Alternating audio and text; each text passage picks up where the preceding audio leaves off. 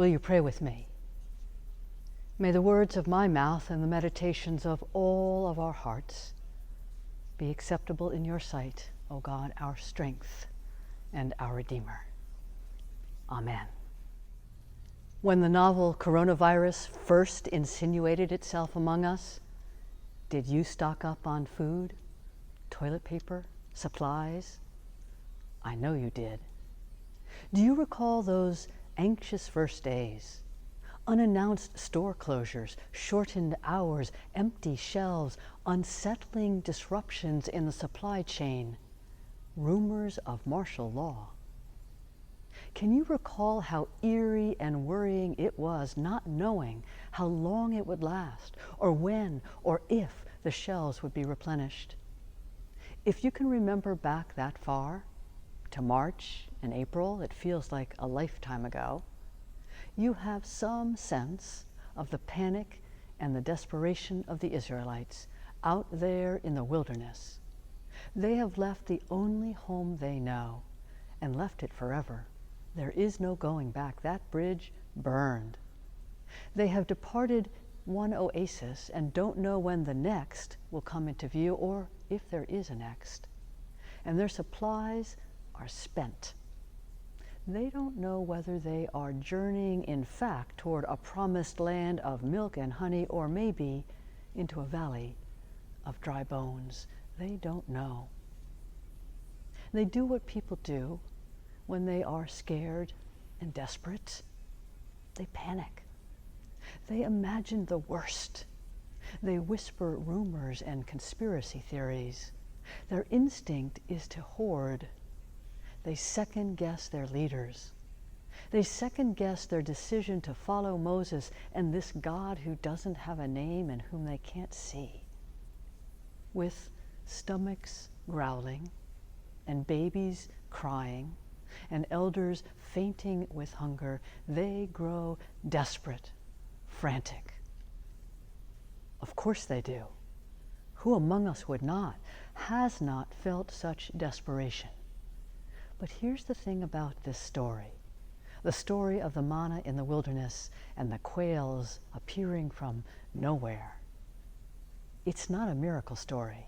It's not. There are miracle stories in the Bible, to be sure, but this is not one of them. It's not a story of God pointing a wand, intoning abracadabra, and making something out of nothing. No, in this story, God's generosity is already there before the people panic. It's built into creation. It's baked into creation there from its beginning. The Israelites, in their panic, just don't know how to look or what to look for. New to the desert, unacquainted with its ways, they don't recognize the desert's offerings. You see, the manna, which seemed such a miracle to the hungry Israelites, it was and is an ordinary occurrence, a natural phenomenon out there in the Sinai Peninsula.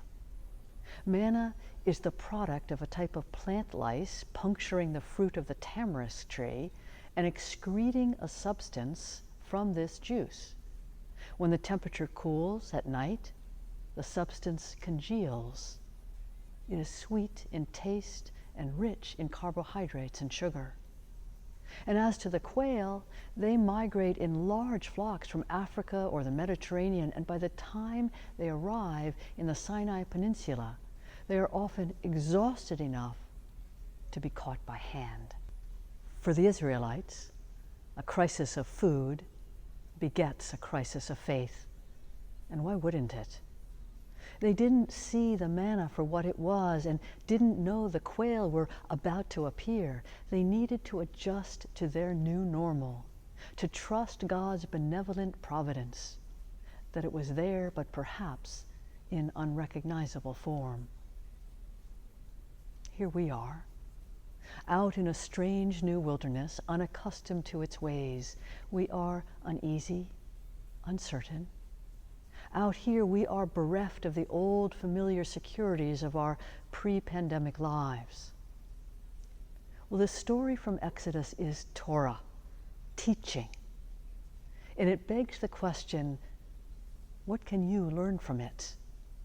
Are you learning to look for God's blessings with new eyes, in new places? Have you adapted your diet to a new circumstance, a new country?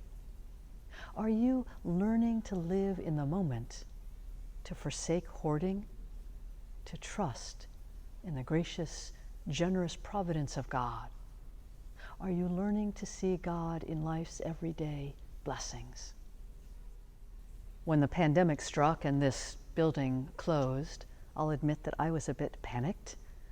But as my eyes adjusted to this new normal, I began to recognize God's generous, gracious provision in the gifts and graces of my young colleagues on this staff, who navigate communication technologies with ease and aplomb.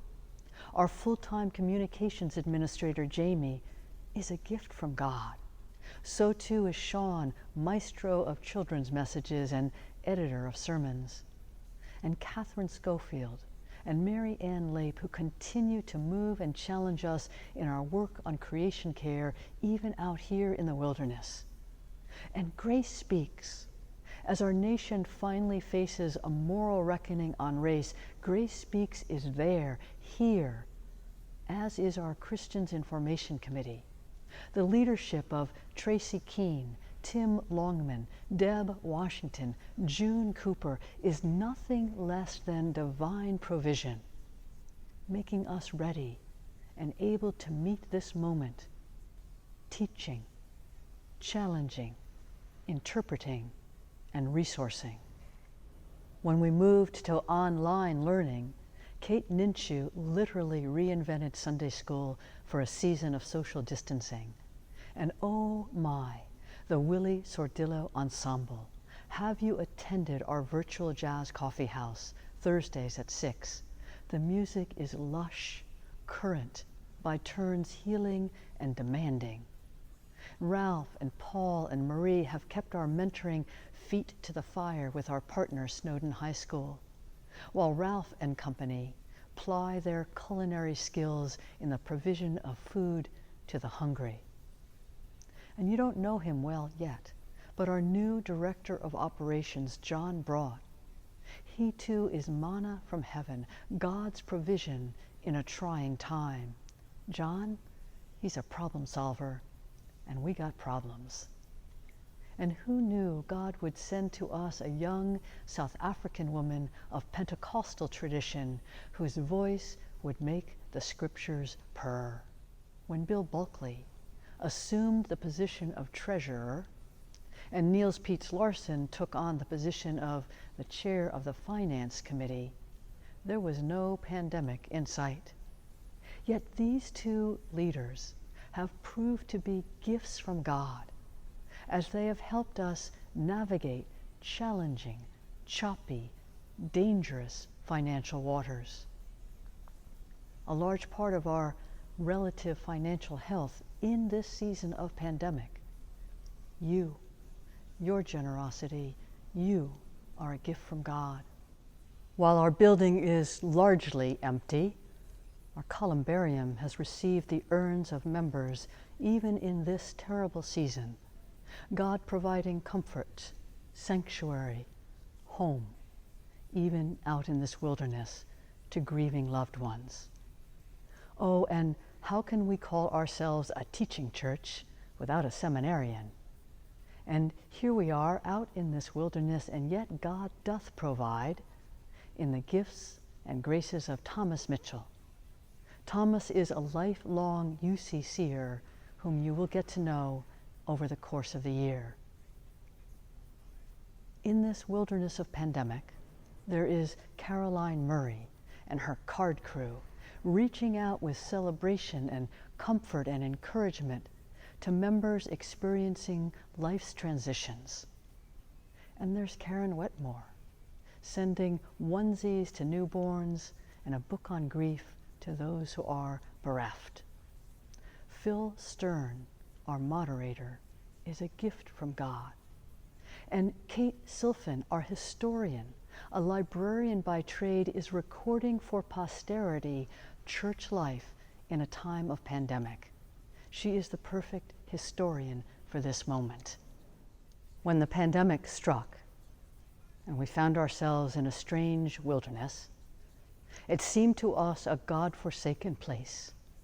Empty shelves, store closures, social distancing, panic and rumors, and yet with a little chance to adjust our vision, to acquaint ourselves with the contours of this new terrain. It turns out that this wilderness is not so much God-forsaken as it is God-filled. God does provide, yet not always as we had expected.